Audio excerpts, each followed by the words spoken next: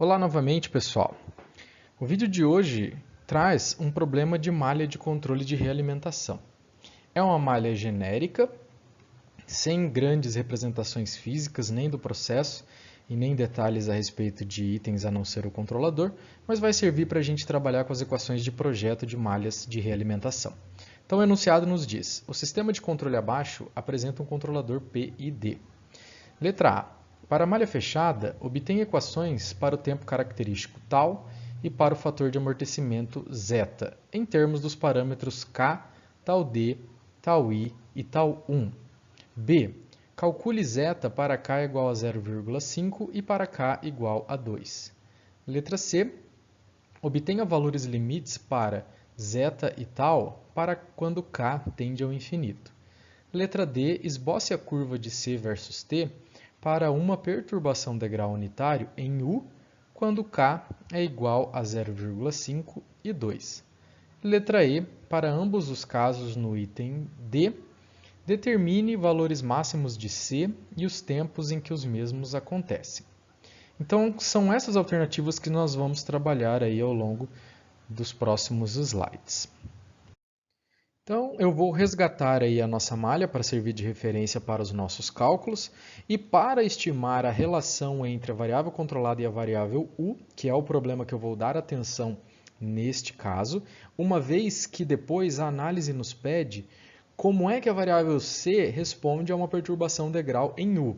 Eu não vou fazer a função de transferência global desta malha para economizar um pouco em volume da equação, porque quando eu tenho a variável C respondendo a perturbações em U e em R, ela fica com uma equação bem volumosa e não é o interesse do problema analisar como C se relaciona com a variável R, que é o set point desta malha.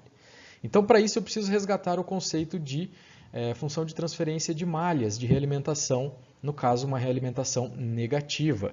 Afinal de contas, este sinal aqui, ó, que deve estar presente numa malha de realimentação convencional para o cálculo do erro que eu necessito, ele faz com que, por álgebra de blocos, você consegue demonstrar que aqui, ó, quando ali onde eu marquei é negativo, naquele ponto de soma, aqui vai ser positivo. Se eventualmente você trabalhar com uma malha de realimentação positiva, o sinal aqui na definição de produtório deve ser negativo. Então, o que essa definição me apresenta? Eu devo relacionar aí, ó, C por U é igual ao produtório de todos os blocos em malha aberta, que nada mais é do que isso aqui, ó. Eu olho para os blocos e as funções de transferência que estão entre C e U. Se eu tivesse uma sequência de funções de transferência, eu iria fazer o produto de todas elas. Como eu tenho apenas uma, eu me fixo aí nesta única função de transferência. Dividido por 1 mais o produtório de todos os blocos que estão em malha fechada, que agora eu marco em verde. Então, eu vou olhar toda a volta que esta marcação em verde dá na minha malha e todos os blocos que eu encontrar serão colocados no denominador, no lugar daquele produtório, né, como um produto aí das funções de transferência. Portanto, o que eu obtenho é C por U é igual a esta definição. Agora, eu tenho que dar continuidade aos meus cálculos, porque o enunciado já me deu uma dica ao pedir a definição de zeta e de tal. Zeta é o parâmetro chamado fator de amortecimento. Ele está presente em funções de transferência de segunda ordem. Então, isso já me diz que, ao rearranjar algebricamente esta equação de C por U, eu vou estar em busca de um denominador na forma de segunda ordem. Então, dando continuidade aos cálculos, eu posso tirar o mínimo múltiplo comum do termo anterior para poder rearranjar aí o denominador desta função em S. Fazendo o mínimo múltiplo comum, eu tenho essa expressão toda no denominador, que usando a regra de divisão de frações, eu posso reduzir a este formato. Aqui eu ainda consigo fazer uma simplificação. Veja que essa função de transferência relativa a tal 1s mais 1, ela se simplifica, dando uma limpada no meu numerador.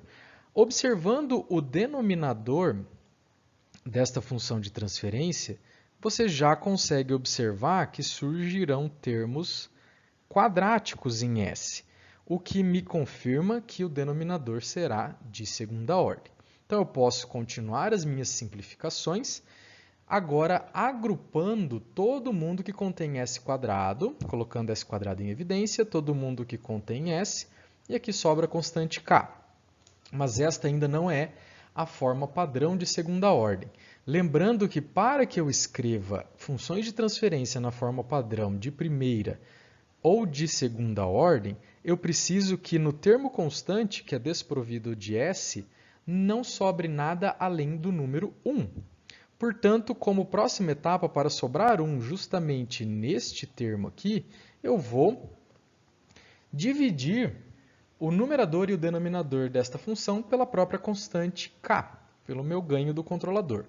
Com isso, eu obtenho a seguinte expressão.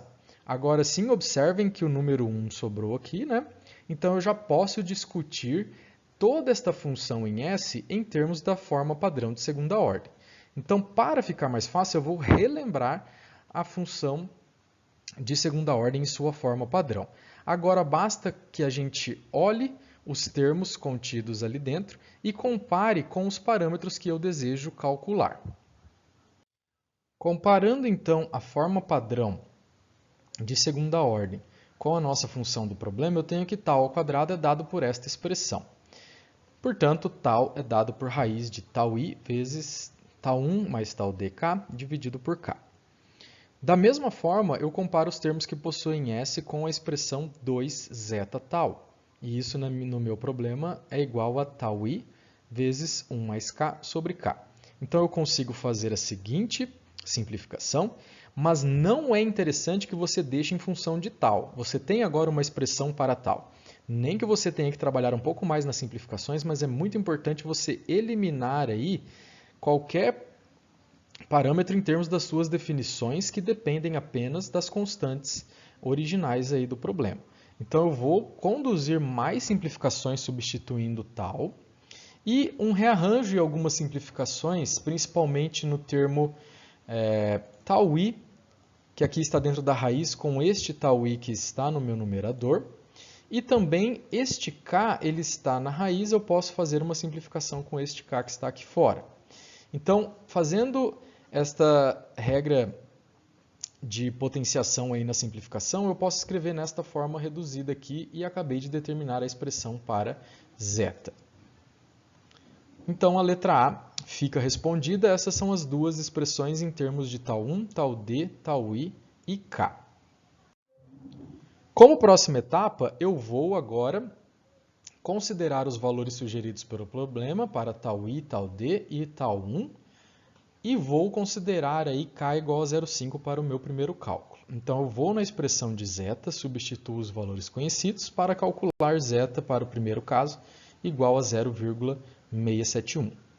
Para k igual a 2, eu tenho que zeta vai valer 0,53. Tá? Então, essa é a resposta da letra B. Aqui vale ressaltar que este parâmetro zeta, quando ele está entre 0 e 1, ele fornece uma resposta oscilatória e estável. Tá? Isso vai ficar claro nas próximas alternativas quando nós traçarmos o gráfico aí que relaciona a variável controlada em função do tempo. A próxima etapa, então, é a avaliação de tal e zeta para k tendendo ao infinito. Então, para isso, eu preciso avaliar o seguinte limite. Limite de zeta quando k tende ao infinito. Eu uso a expressão obtida anteriormente. E agora basta eu fazer alguns rearranjos para possibilitar a avaliação desse limite. Veja que no estágio atual, quando eu tomo k tendendo ao infinito, eu vou chegar em uma indeterminação, né? Eu tenho o infinito no numerador e o infinito no denominador. Mas eu posso fazer alguns cálculos, né? Por exemplo, eu posso colocar o k em evidência ali no denominador da raiz. Isso já faz surgir uma expressão bem interessante, né? Quando o k está no denominador tendendo ao infinito, ele vai levar esse conjunto para zero. E esse k ao quadrado, ele pode ser tirado da minha raiz quadrada, sem problemas, porque o ganho para uma malha de realimentação negativa, geralmente ele é positivo. E isso permite com que a raiz de k ao quadrado, eu aproveite apenas a parte positiva, eu não vou levar em conta a parte negativa. Então, este k ao quadrado sai da raiz e está presente agora neste denominador. Eu posso ainda distribuir esse k no denominador para cada expressão e veja só que interessante. Agora eu tenho um termo de k no denominador também. Então agora é a hora de avaliar o limite, né? Quando k tende ao infinito, eu tenho que esses dois termos vão a zero. O restante eu posso aglutinar numa expressão apenas. Como eu sei que tal i e tal d valem 1, eu tenho então que o caso limite, quando k cresce muito ou vai para infinito, faz com que o zeta tenda ao valor de 0,5. Para o caso do tal, eu vou utilizar a expressão também. Neste instante, se eu avaliar o limite, eu tenho como resultado uma indeterminação, né? Tem infinito em cima no numerador e infinito embaixo. Mas eu posso conduzir algumas simplificações, né? Coloco k em evidência no numerador. Consigo simplificá-lo aqui com este do denominador, eliminando o problema. Então, esta expressão fica muito mais adequada. Eu posso concluir, então, que quando k tende ao infinito, aquele termo tal 1, k vai para zero, e o que sobra para mim é a raiz de tal i e tal d. Então, eu sei que cada um deles vale 1, o que me dá que tal vale 1 quando k tende ao infinito. Então, a letra C está respondida. Uma coisa interessante é, quando eu considerei nos itens anteriores k igual a 2 e calculei o valor de zeta, ele já me deu como resultado zeta igual a 0,53. Então, o k cresceu muito pouco, né? Ele passou de 0,5 para 2 e o valor já ficou muito próximo de 0,5. Quando ele cresce demais, ele vai tender a um valor de 0,5. Então, está aí um comportamento que a gente consegue observar numericamente também. Então, para estudar aí a resposta de C em função do tempo, pessoal, como eu já sei a função de transferência e ambas estão aqui, ó, trocando os valores constantes para K05, C por U tem esta expressão aqui em S. Tá?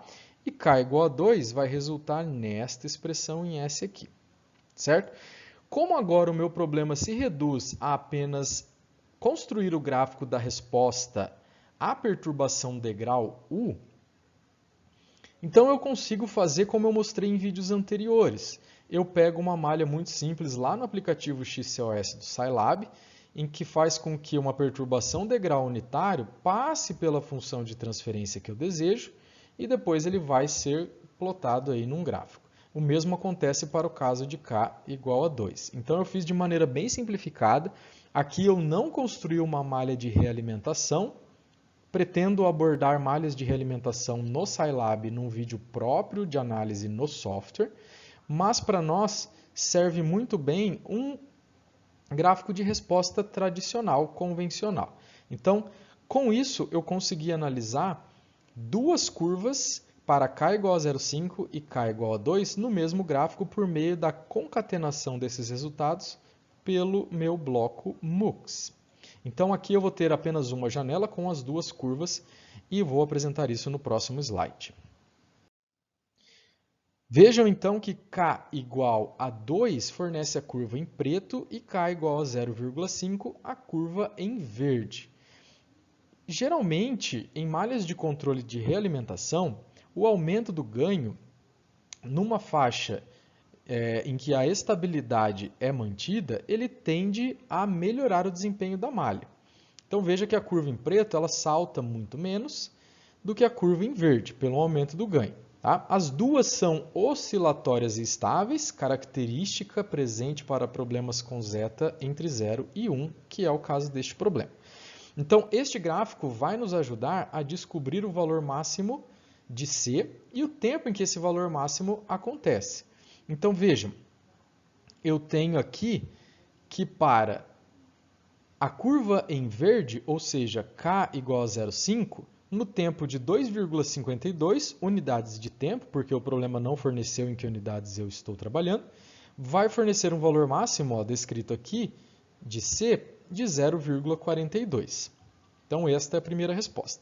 Já o outro caso, na curva em preto, eu tenho que no tempo de 1,69, a variável C atinge o valor máximo de 0,19.